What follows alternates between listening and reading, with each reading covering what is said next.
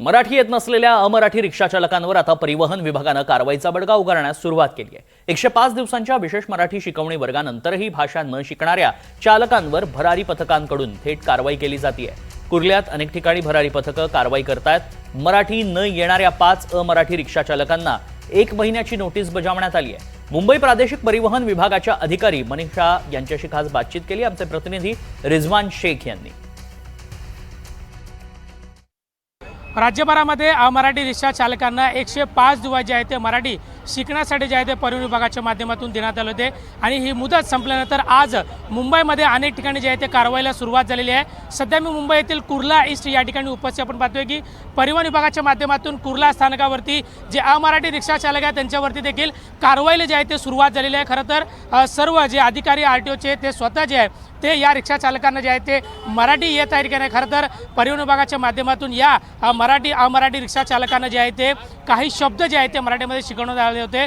ज्या आपण पाहतोय की खऱ्या अर्थाने ज्या लोकांना मराठी येत नाही त्यांना देखील नोटीस जे आहे ते बजावण्याला सुरुवात झालेली आहे। खरं तर आपण पाहतोय की ज्या रिक्षा चालकांचे लायसन्स आहे, डॉक्युमेंटेशन आहे, ते सर्व डॉक्युमेंटेशन जे आहे ते परिवहन विभागाच्या माध्यमातून तपासले जात आहे। खऱ्या अर्थाने आरटीओच्या अधिकारी आहेत त्यांच्याही देखील बातचीत करणार कशा पद्धतीने या कुर्ला परिसरामध्ये कारवाईला आपण सुरुवात केलेली आहे। मॅडम, तुम्ही सकाळपासूनच राज्यभरामध्ये कारवाईला सुरुवात झालेली आहे। या अमराठी रिक्षा चालकांना 105 दिवस देण्यात आले होते, कशा पद्धतीने कारवाईला सुरुवात झालेली आहे? आम्हाला कालच आदेश आलेले आहे वरिष्ठ ऑफिसरकडून, आमच्या परिवहन आयुक्त कार्यालयाकडून माननीय मंत्री महोदयांकडून आलेला आहे की ज्या लोकांनी मराठी शिकलेले नाही आहे त्यांनी एका महिन्यात मराठी परीक्षण पूर्ण करायचं आहे, नाहीतर आम्ही आता सध्या त्यांना नोटीस देतो आहे। नोटीसमध्ये दिलेलं आहे की जर त्यांनी मराठी प्रशिक्षण या 1 महिन्यामध्ये नाही घेतलं तर त्यांचं जे बॅच आहे म्हणजे अधिकारपत्र आपण त्यांना म्हणतो ते 3 महिन्यासाठी त्यांचं आम्ही सस्पेंड करणार।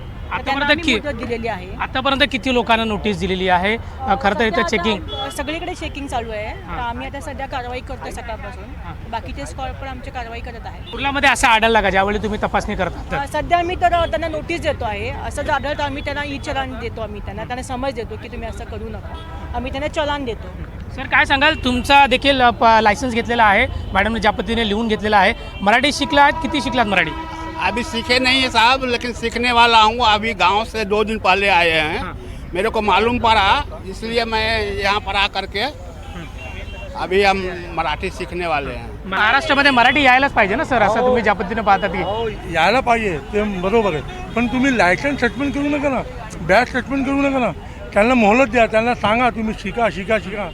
हे सस्पेंड काय होणार नाही साहेब, उलटे ते गरीब आहे, रोज कुवा खोदणार आणि रोज पाणी पिणार, तशी माणसं रिक्षावाले।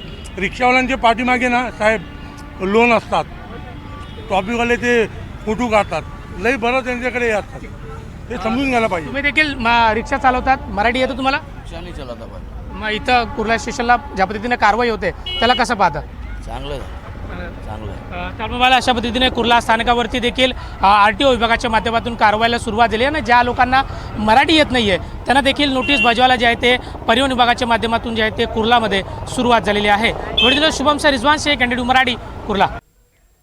बरं, कुर्ल्यातच नाही, तिकडे दादरमध्ये देखील आरटीओनं आता कारवाईचा बडगा उगारलाय। भरारी पथकांकडून मराठी न बोलणाऱ्या टॅक्सी चालकांना 1 महिन्याची नोटीस बजावण्यात आली आहे। त्यामुळे टॅक्सी चालकांना आता मराठी शिकण्याशिवाय पर्याय उरलेला नाही।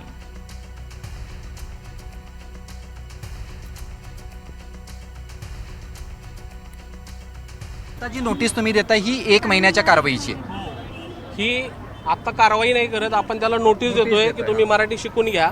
जर त्यांनी त्या पिरियडमध्ये जर नाही शिकले तर त्याच्यानंतर कायद्यानुसार त्याच्यावरती कारवाई होईल 1 महिन्यानंतर। आता ही नोटीस कारवाई नाही, आता फक्त आपण नोटीस देतोय त्यांना। ही नोटीस दिल्यानंतर त्यांना परत आरटीओ विभागात बोलवलं जाईल काय महिनाभरात? त्यांनी यायचं 1 महिन्यामध्ये।